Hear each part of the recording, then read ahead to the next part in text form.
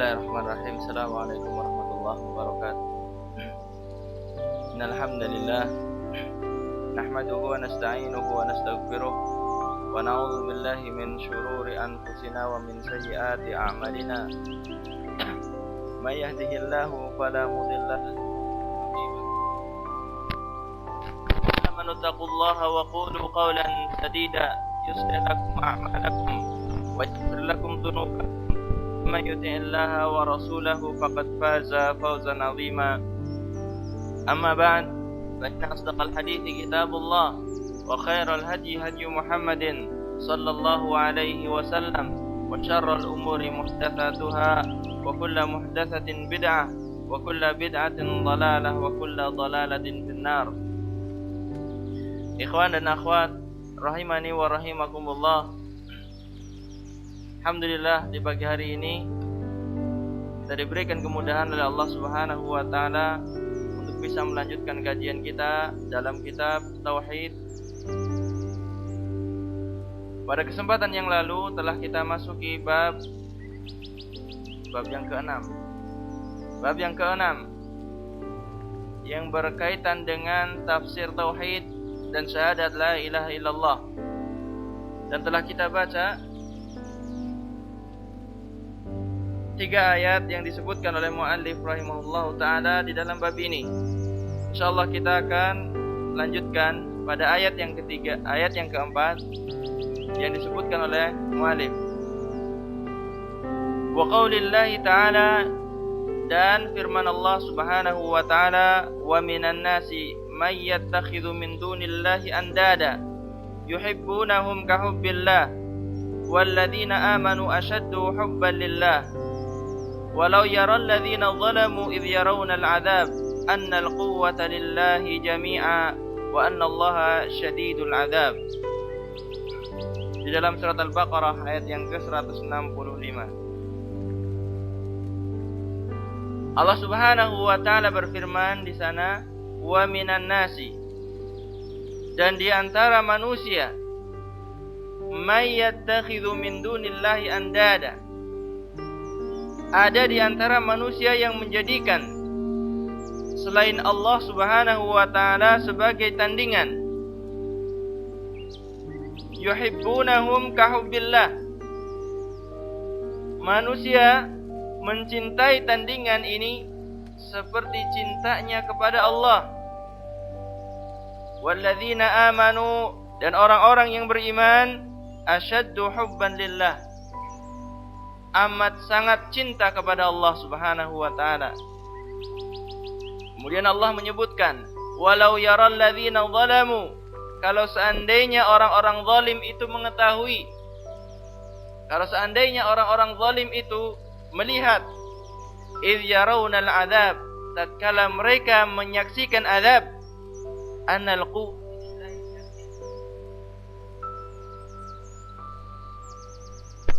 anna Allah syadidul 'adzab, dan bahwasannya Allah adalah amat pedih siksa.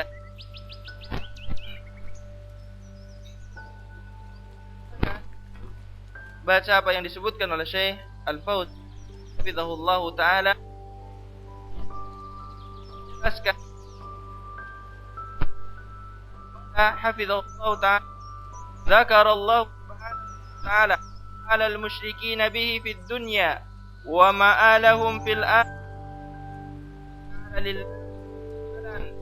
sara.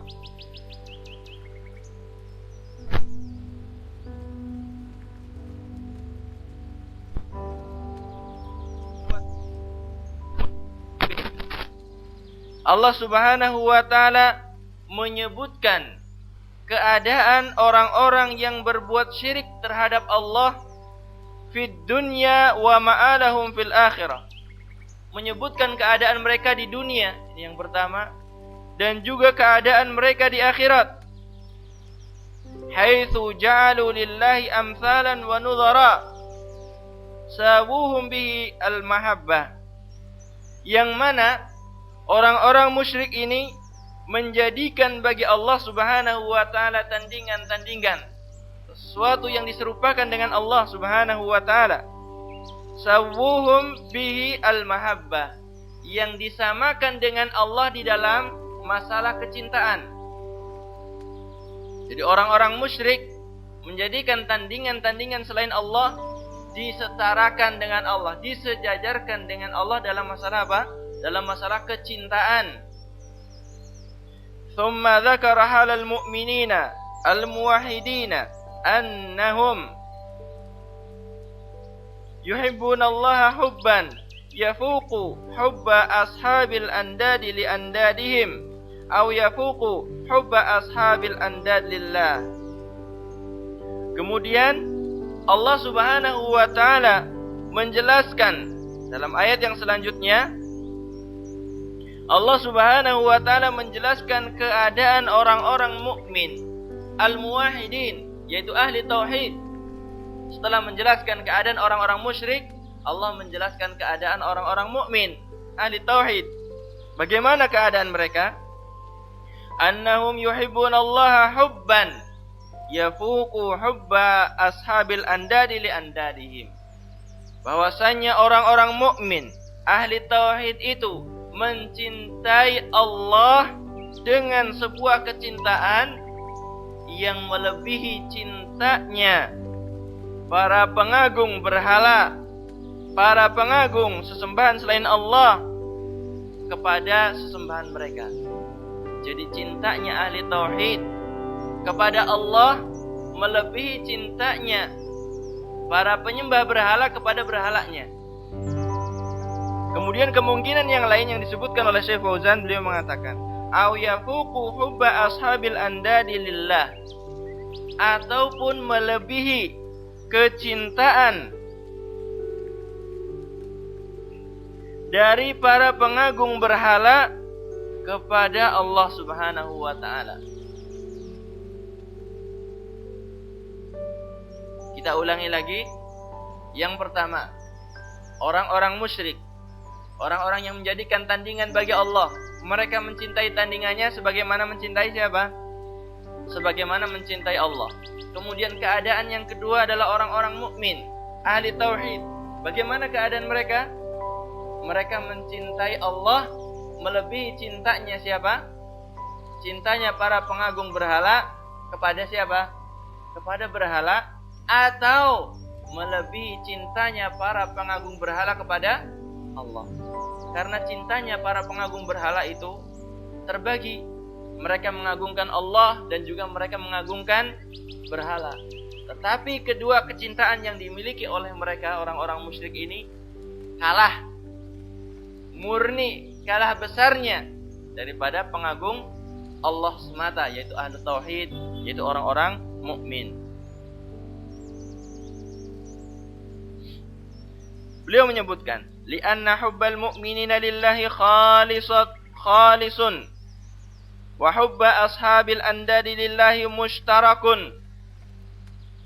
Ini dikarenakan karena kecintaan orang-orang mukmin itu murni hanya kepada Allah saja. Tidak pernah tersibukkan untuk mencintai berhala-berhala, tidak pernah tersibukkan untuk mencintai selain Allah. Orang mukmin cintanya murni hanya untuk Allah semata. Kemudian apa? Wa hubba ashabil andadi lillahi mushtarak. Dan kecintaan orang-orang yang mengagungkan berhala ataupun selain Allah, cinta mereka itu dicampurkan ataupun digabungkan di dalamnya. Jadi seorang mencintai Allah, mencintai selain Allah. Jadi ada banyak disekutukan ataupun diduakan lah. Jadi cintanya terbagi.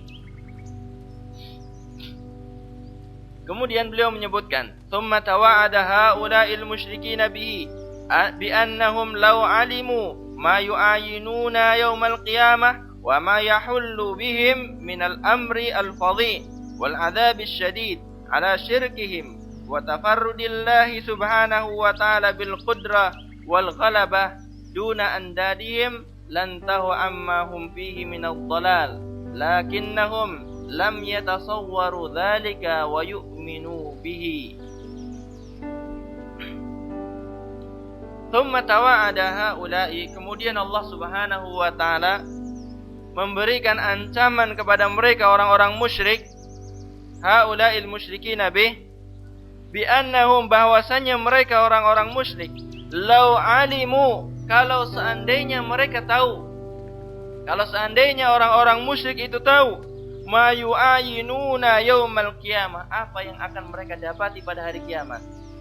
Kalau seandainya, Allah menyebutkan kalau seandainya orang musyrik itu tahu apa yang akan mereka dapati pada hari kiamat, wa ma yahullu bihi minal amril fadhi wal adzabis syadid, dan apa saja yang akan mereka dapati dari perkara-perkara yang sangat mengerikan dan juga azab yang begitu dahsyat, ala syirkihim, atas kesyirikan yang mereka kerjakan, wa tafarrudillahi subhanahu bil qudrah wal ghalabah, dan bahwasanya Allah itu adalah yang menyendiri dalam masalah kemampuan, qudrah wal ghalabah, dan kemenangan, duna andadihim, selain sembahan-sembahan selain Allah, lantahu ammahum fihi minad dhalal, maka pasti orang musyrik akan berhenti dari apa yang mereka kerjakan berupa kesesatan. Jadi kalau seandainya orang-orang musyrik ini mau mentelaah kembali apa yang Allah ancamkan kepada mereka daripada perkara yang sangat mengerikan dan azab yang sangat pedih, maka pasti mereka tidak akan mau berbuat syirik, tidak akan mau mengorbankan hartanya, tidak akan mau mengorbankan waktunya untuk melaksanakan kesyirikan yang mereka kerjakan selama ini. Lakinnahum lam yatasawwaru dzalik wa yu'minu bihi, akan tetapi mereka tidak pernah menggambarkan azab yang akan mereka dapatkan. Buktinya, kalau kita ajak mereka untuk hanya beribadah kepada Allah saja, mereka akan berontak. Mereka akan berusaha untuk mempertahankan bagaimana kesyirikan yang mereka kerjakan ini tetap dilestarikan. Bagaimana kesesatan yang ada pada mereka ini menjadi budaya dan diwariskan kepada anak dan keturunannya. Ini menunjukkan bahwasannya mereka tidak pernah tergambar bahwasannya kemusyrikan yang mereka kerjakan itu akan mendatangkan musibah, akan mendatangkan azab yang sangat mengerikan. Wa yu'minu bih, dan mereka tidak beriman dengan apa-apa yang datang dari Allah Subhanahu wa taala. Ikhwan dan akhwat rahimani wa rahimakumullah, ini adalah makna ayat yang disebutkan oleh Syekh Al-Fauzan hafizahullah taala.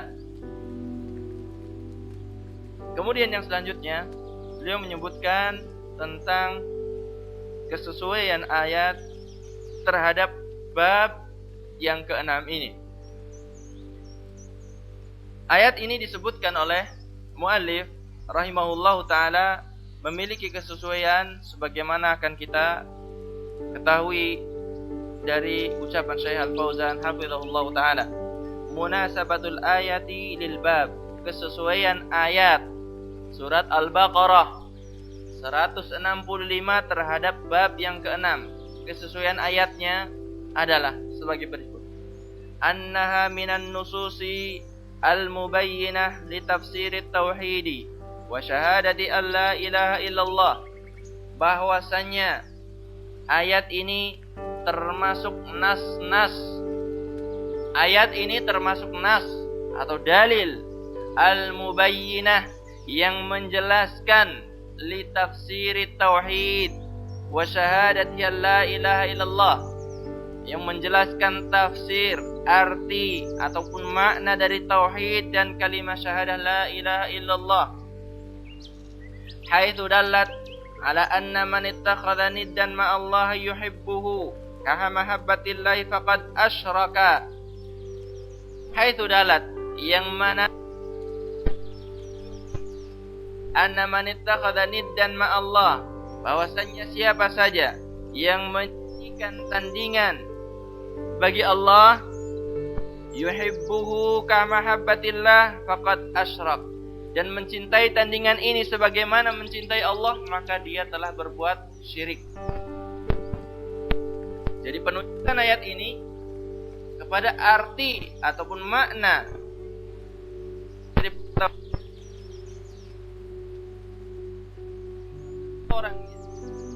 yang dia menjadikan adanya tandingan selain Allah, kemudian mencintai tandingan ini sebagaimana mencintai Allah, maka dia telah berbuat syirik. Qala fa'ulima anna ma'na tauhid ayyufrada ar-rabbu bihadhihi al-mahabbah allati tastalzimu ikhlasal ibadah lahu wahdahu wadh-dhulla wal khudu'a lahu wahdahu. Fa'ulima, maka diketahui, anna makna tauhid, bahwasannya makna dari tauhid adalah mengesahkan Allah ataupun diesahkannya Ar-Rabb subhanahu wa ta'ala bihadihil mahabbah. Jadi makna tauhid adalah diesahkannya Allah subhanahu wa ta'ala dengan kecintaan. Jadi setiap hamba hanya mencintai Allah saja, tidak mencintai selain Allah subhanahu wa ta'ala. Dalam artian yaitu cinta yang berupa ibadah, cinta yang berupa pengagungan. Allati tastalzimu ikhlasal ibadati lahu, yang kecintaan ini konsekuensi hanya kepada Allah semata.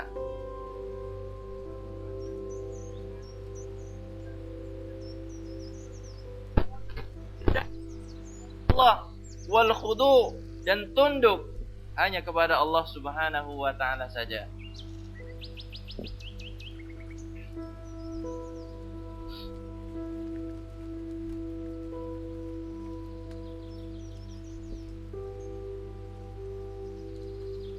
Kemudian yang selanjutnya yang beliau sebutkan adalah faedah-faedah yang bisa diambil dari ayat yang mulia ini.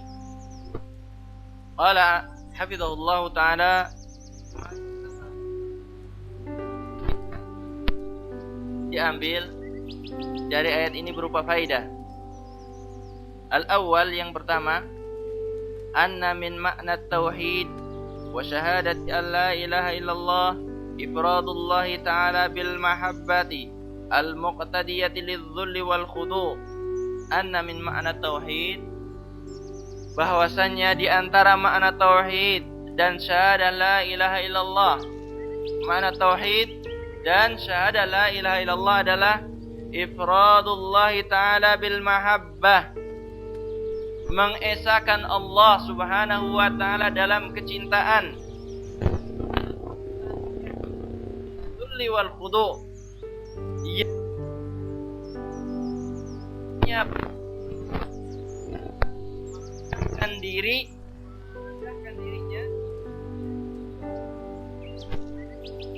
menundukkan dirinya kepada Allah subhanahu wa ta'ala. Jadi kalau seorang mengatakan saya cinta kepada Allah, akan tetapi dirinya tidak pernah merendahkan dirinya kepada Allah, akan tetapi dirinya tidak pernah tunduk kepada perintah dan larangan Allah subhanahu wa ta'ala, maka ketahuilah dia adalah orang yang belum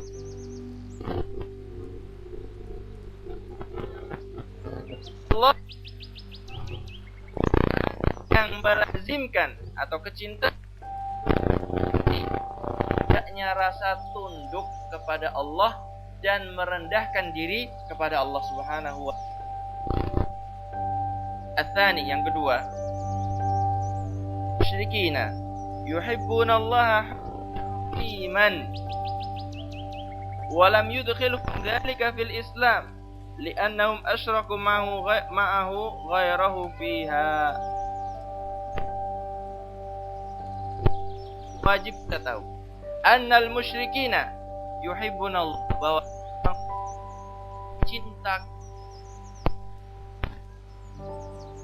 dengan kecintaan yang sangat besar sekali. Jangan sampai ada anggapan di antara kita kalau orang musyrik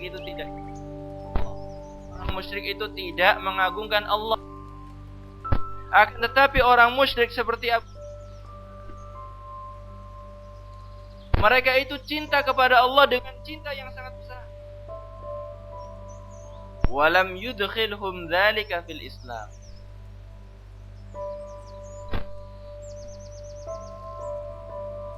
menjadikan mereka masuk Islam, tidak menjadikan mereka itu masuk Islam, li'annahum asyraku ma'ahu ghairahu fiha. Kenapa? Cinta yang begitu besar dari orang-orang musyrik kepada Allah kok tidak menjadikan mereka masuk ke dalam agama Islam? Dikarenakan mereka berbuat syirik dalam masalah kecintaan ini, menyekutukan dengan selainnya, yaitu mensekutukan Allah dengan yang selainnya dalam masalah kecintaan. Bukti kecintaan mereka ketika mereka ditanya, siapa yang memberikan rezeki kepada mereka, siapa yang menciptakan mereka, siapa yang menciptakan langit dan bumi, mereka akan mengatakan Allah. Ini cinta, pengagungan.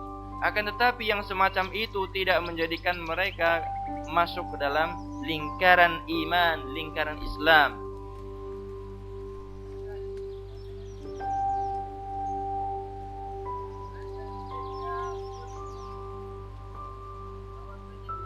Adalah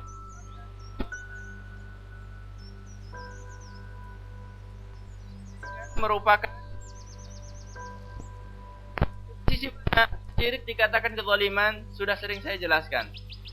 Dari sisi mana kesyirikan dikatakan kezaliman? Ada yang tahu? Kenapa syirik dikatakan sebuah kezaliman?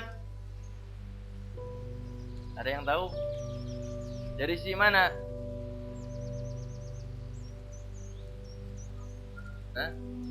Dari sisi mana?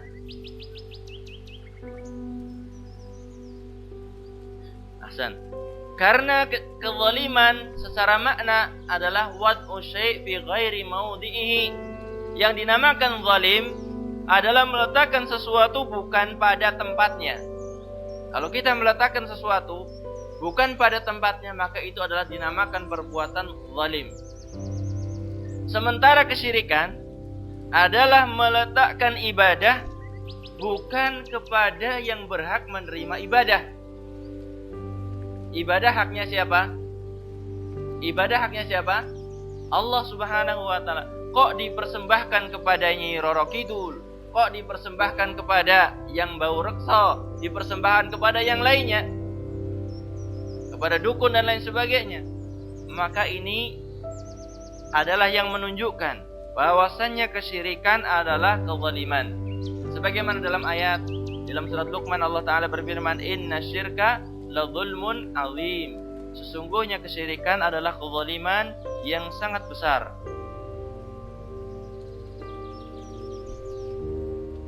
Ar-rabi', faedah yang keempat, al-wa'idu lil musyrikina yaumal qiyamah.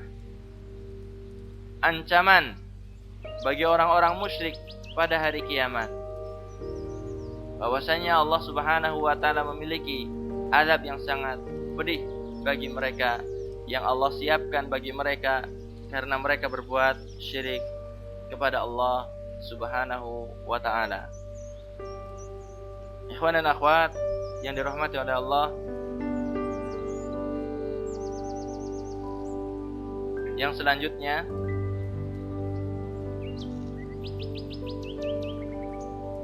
adalah beliau menyebutkan sebuah hadis dari Nabi sallallahu alaihi wasallam yang diriwayatkan oleh Imam Muslim dan juga Imam Ahmad dalam musnadnya. Qala muallif rahimahullahu taala wa fi sahih an Nabi sallallahu alaihi wasallam annahu qala man qala la ilaha illallah wa kafara bima yu'badu min dunillahi haruma maluhu wa damuhu wa hisabuhu 'ala Allah 'azza wa jalla. Qal wa syarhu hadhihi at-turjumah ma ba'daha min al-abwab. Wa fi sahih, dan di dalam hadis yang sahih bagaimana saya sebutkan bahwasanya hadisnya diriwayatkan oleh Imam Ahmad dan Imam Muslim dari Nabi sallallahu alaihi wasallam annahu qala, dari Nabi sallallahu alaihi wasallam bahwasanya beliau bersabda, man qala la ilaha illallah, barang siapa yang mengucapkan la ilaha illallah wa kafara bima yu'badu min dunillah, dan mengingkari apa saja yang disembah selain Allah, haruma maluhu, maka menjadi haramlah hartanya, wadamuhu, dan juga darahnya, wa hisabuhu 'ala Allahi azza wa jalla, dan hisabnya adalah dipasrahkan ataupun merupakan urusan Allah Subhanahu wa taala. Kemudian beliau menyebutkan wa syarhu hadhihi turjumah, dan syarah daripada pembahasan ini adalah ma ba'daha minal abwab, adalah apa yang setelahnya atau bab-bab yang setelahnya yang akan datang.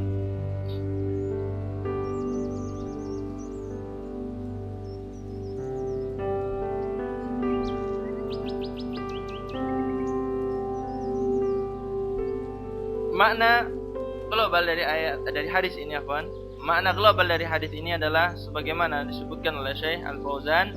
Beliau mengatakan, yubayyinu sallallahu alaihi wasallam fi hadzal hadis annahu la yahrumu qatlul insani wa akhdhu malihi illa bi majmu'i amrayni.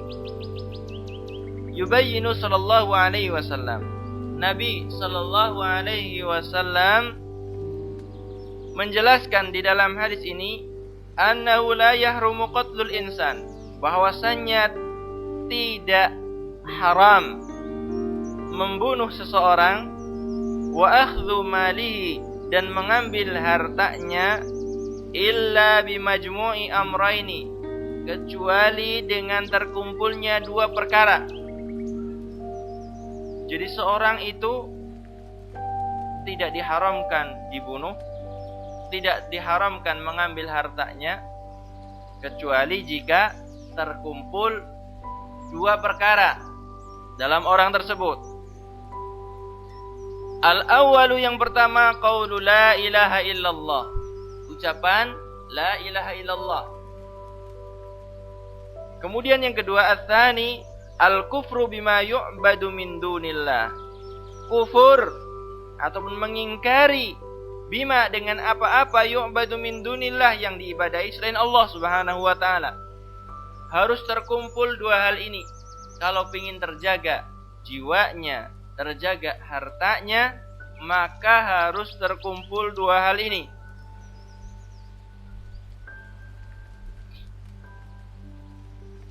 Beliau menyebutkan, فَإِذَا وُجِدَ هَذَانِ الْأَمْرَانِ وَجَبَ الْكَفُّ عَنْهُ ظَاهِرًا وَتَفْوِيضُ بَاطِنِهِ إِلَى اللَّهِ. فَإِذَا وُجِدَ هَذَانِ الْأَمْرَانِ, maka jika didapati dua hal ini, وَجَبَ الْكَفُّ عَنْهُ, maka wajib seorang itu menahan dari orang yang telah mengucapkan la ilaha illallah dan mengingkari selain Allah, sembahan selain Allah. Zahiran, dari zahirnya. Wa tafwidu batinihi ilallah, dan menyerahkan perkara batin dari orang tersebut kepada Allah Subhanahu wa taala. Fa in kana shadiqan fi qalbihi jazahu bi jannatin na'im, maka jika dia benar ketika mengucapkan la ilaha illallah di dalam hatinya, maka Allah akan membalas baginya dengan surga yang penuh dengan kenikmatan. Kalau dia benar dalam mengucapkan, yang dinamakan benar adalah sesuainya lisan dan hati. Lisannya mengucapkan la ilaha illallah dan hatinya ini sama persis. Jangan sampai seorang mengucapkan la ilaha illallah tetapi hatinya berbeda dengan apa yang dia ucapkan.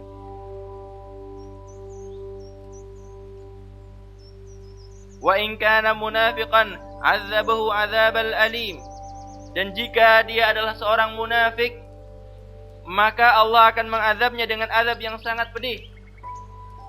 Allah akan mengazab orang munafik dengan azab yang sangat pedih. Padahal orang munafik adalah orang-orang yang senantiasa mengucapkan la ilaha illallah melakukan salat, puasa, hidup bersama Rasulullah sallallahu alaihi wasallam. Akan tetapi ketika kita telah mengetahui bahwasannya kalimatul la ilaha illallah bukan cuma sekedar ucapan saja. Kalimatul la ilaha illallah harus ada pembenaran dari dalam hati seorang. Maka Allah Subhanahu wa taala mengazab orang-orang munafik melebihi azab bagi orang-orang kafir. Innal munafiqina fi darki al-asfali minan nar. Sesungguhnya orang-orang munafik itu akan berada di lapisan terbawah, terdalam dari api neraka. Mereka mengucapkan la ilaha illallah atau tidak? Mengucapkan. Mereka melaksanakan salat, puasa, tetapi apa? Hati mereka itu berbeda dengan apa yang nampak dari mereka. Ucapan mereka berbeda dengan hati mereka. Perbuatan mereka, hatinya pun mengingkari perbuatan yang mereka kerjakan. Nauzubillah min dzalik. Wa amma fid dunya wal hukmu 'ala dhahir. Dan adapun di dalam kehidupan dunia bagi kita, fal hukmu 'ala dhahir, maka kita menghukuminya secara zahirnya saja yang nampak, lahiriahnya saja. Orang munafik kalau dia menyembunyikan kekufuran dalam hatinya, menampakkan Islam, menjadi sahabat kita, apa yang kita perbuat? Kita hukumi sebagai apa? Apakah kita hukumi sebagai orang munafik? Tidak bisa.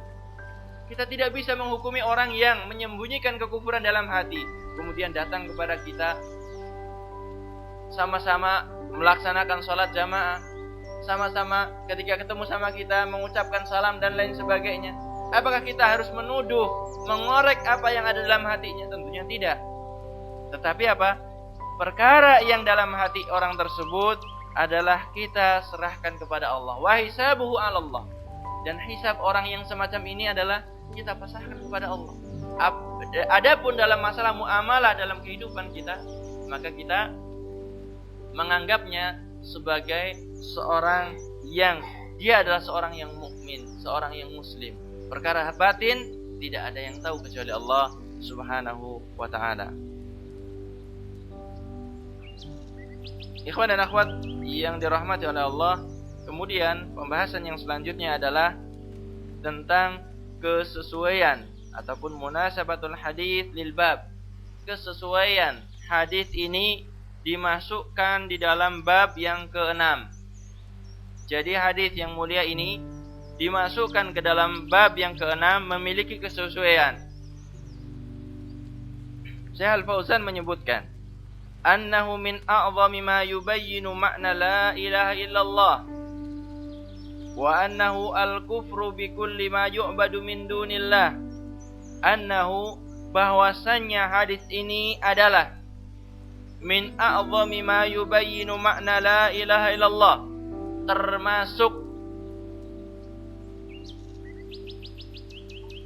sesuatu yang paling besar, yang paling agung. Bahwasanya hadis ini adalah termasuk sesuatu yang paling agung dan paling besar, ma yubayyinu makna la ilaha illallah, yang menjelaskan makna la ilaha illallah. Jadi ketika judul bab ini adalah apa? Bab apa? Tafsir tauhid wa la ilaha illallah. Beliau mengatakan bahwasanya hadis ini adalah hadis yang menunjukkan kepada tafsir ataupun makna ataupun arti dari kalimat la ilaha illallah, wa annahu, dan bahwasanya tafsir tauhid ini adalah al-kufru bima yu'badu min dunillah. Jadi makna daripada tauhid itu adalah mengingkari bikulli, dengan setiap ma yu'badu min dunillah, apa-apa yang diibadahi selain Allah. Jadi makna tauhid intinya adalah mengingkari segala sesuatu yang diibadahi, mengingkari segala sesuatu yang disembah selain Allah Subhanahu wa ta'ala.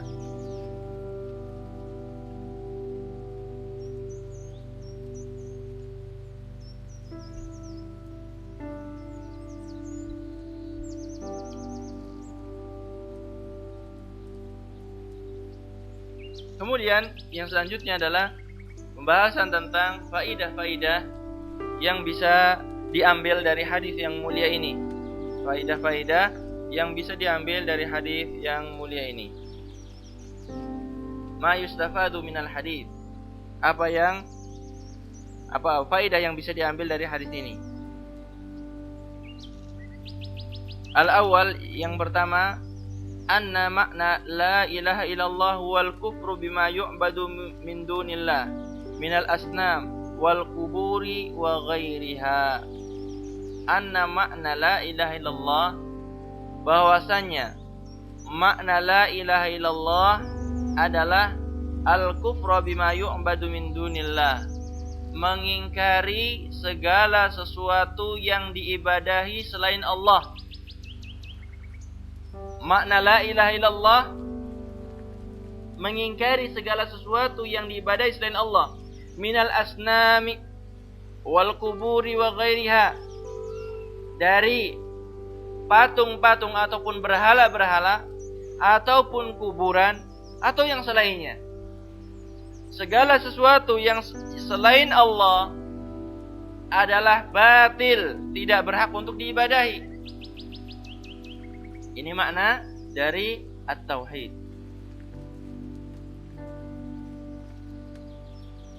Maka kalau kita mendapati ada seorang yang mengucapkan kalimatul la ilaha illallah, kemudian masih kita dapati bahwasanya orang tersebut mengagungkan kuburan, bertawaf di kuburan, maka pada hakikatnya perbuatan dari orang tersebut membatalkan ucapan yang diucapkan daripada kalimat la ilaha illallah. Jadi kalau kita dapati ada seorang senantiasa dia mengagungkan kubur, menyembah kubur, bertawaf di sekeliling kuburan, maka perbuatannya ini membatalkan ucapan yang terlontar daripada lisannya. Kemudian ats-tsani, yang kedua, faidah yang kedua daripada hadis ini, anna mujaradat talaffuzi bila ilaha illallah ma adamil kufri bima yu'badu min dunillah la yuharrimud dama wal mala. Bahwasanya hanya sekedar mengucapkan la ilaha illallah, bahwasanya hanya sekedar mengucapkan la ilaha illallah, tetapi tidak disertai dengan pengingkaran apa-apa yang disembah selain Allah, hal itu tidak mengharamkan darah dan harta. Jadi kalau seorang mengucapkan la ilaha illallah saja, tetapi dia tidak mengingkari ada sembahan-sembahan selain Allah, sembahan selain Allah ya boleh disembah, maka hal itu tidak menjadikan ucapan la ilaha illallah pada orang tersebut menjadi mengharamkan hartanya untuk diambil, tidak mengharamkan darahnya untuk dialirkan.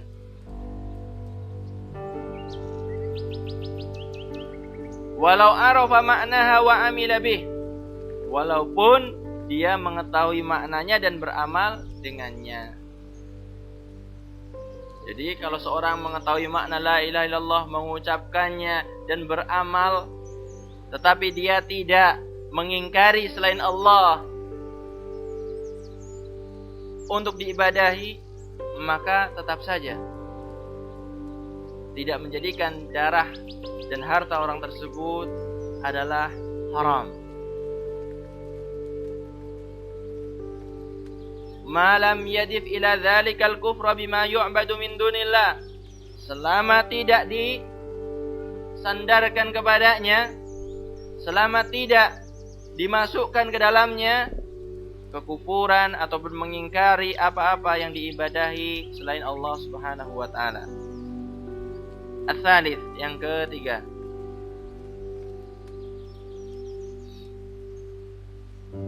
anna man ata bit tauhid waltazama syara'i'ahu zahiran wajibal kaffu anhu hatta yatabayyana minhu ma yukhalifu dzalik.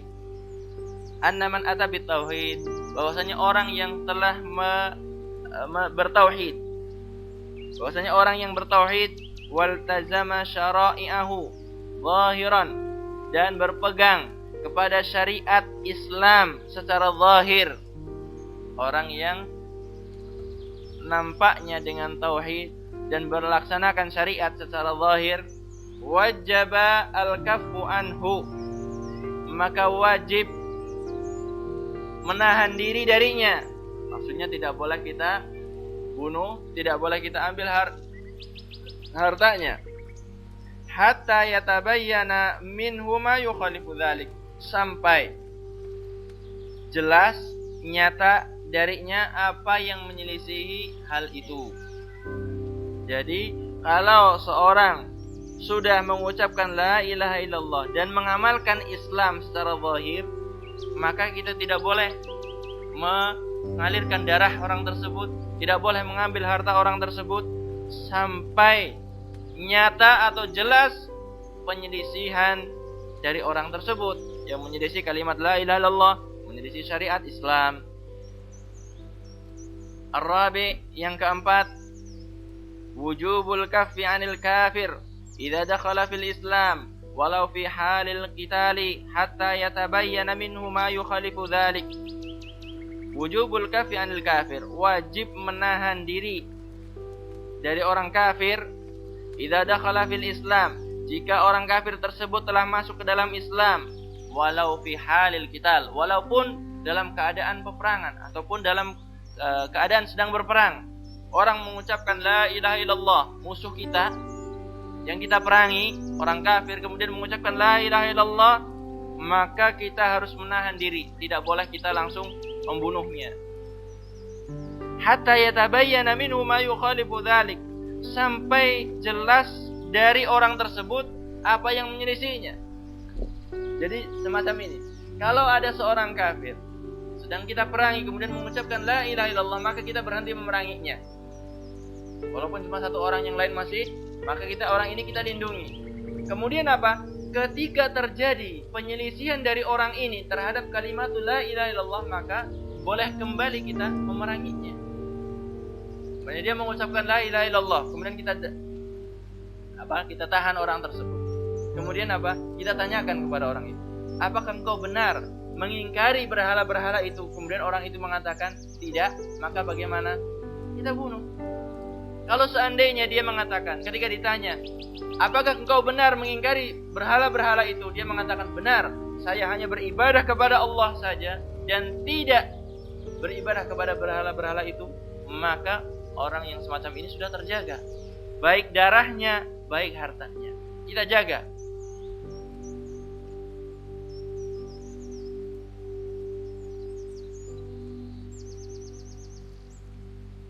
Al-khamis, yang kelima, annal insan qad yaqulu la ilaha illallah wa la yakfuru bima yu'badu min dunillah. Bahwasanya manusia terkadang mengucapkan kalimat la ilaha illallah, akan tetapi dia tidak mengingkari sesembahan-sesembahan yang selain Allah. Buktinya banyak kita lihat orang yang mengucapkan la ilaha illallah, tetapi masih mempersembahkan sesembelihan untuk dukun, untuk tukang ramal, untuk Nyai Roro Kidul, untuk sedekah bumi dan lain sebagainya.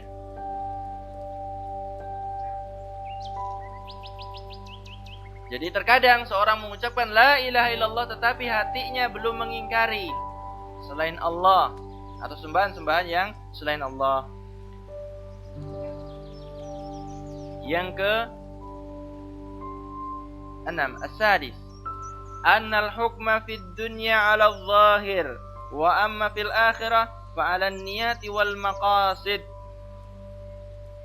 Annal hukma fid dunya, bahwasanya hukum di dunia ini adalah dengan menghukumi perkara-perkara lahiriah, perkara-perkara yang nampak saja.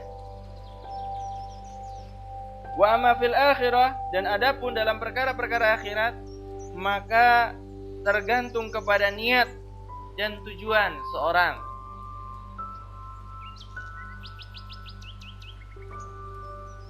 Jadi kalau kita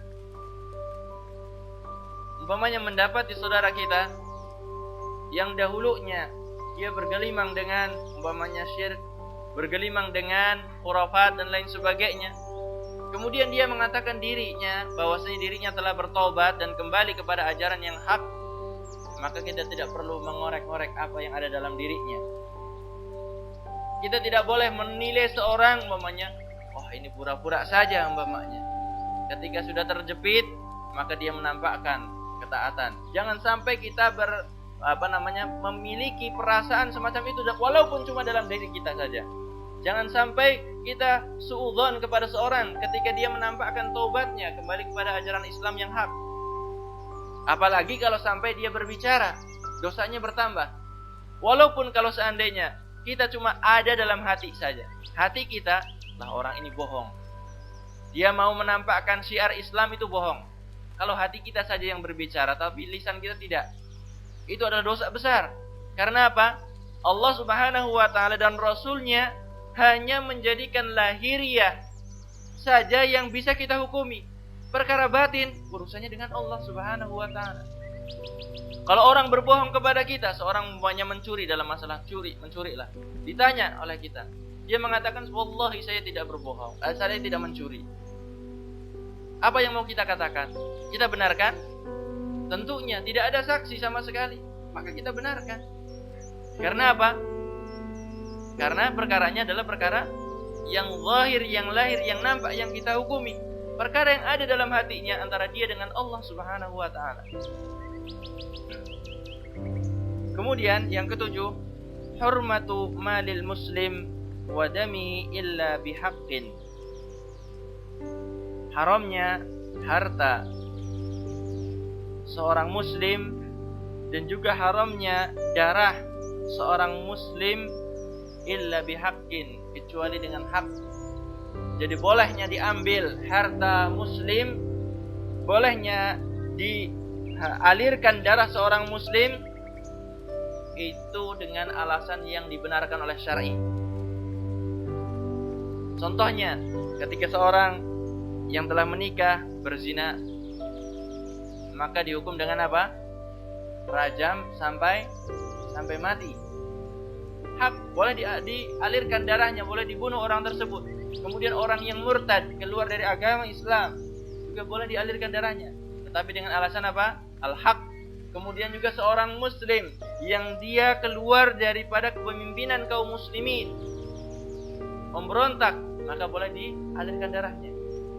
Demikian juga ketika mengambil harta seorang muslim yang lain. Tetapi ingat, bukan kita berhak mengambil, umpamanya ini adalah seorang muslim, kita dapati kita ambil hartanya, kita bunuh umpamanya semacam itu. Bukan hak kita, akan tetapi haknya imam kaum muslimin, pemimpin kaum muslimin, bukan perorangannya.